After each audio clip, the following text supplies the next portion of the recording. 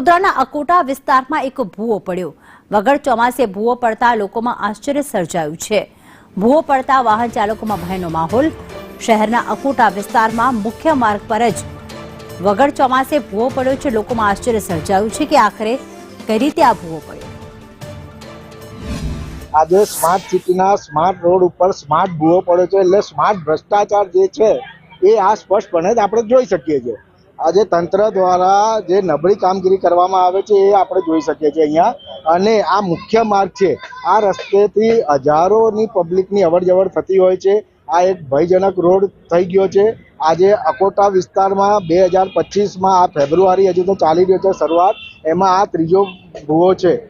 અગાઉ પણ 2 મહાકાય ભૂવા પડ્યા છે અને લોકોને હવે કયા રસ્તેથી અમારે જવું એ વિચારી રહ્યા છે। કારણ કે અકોટા જે રસ્તો, અકોટાથી મુજમવડાનો રસ્તો છે એ 2 દિવસ અગાઉ બંધ કરી દેવામાં આવ્યો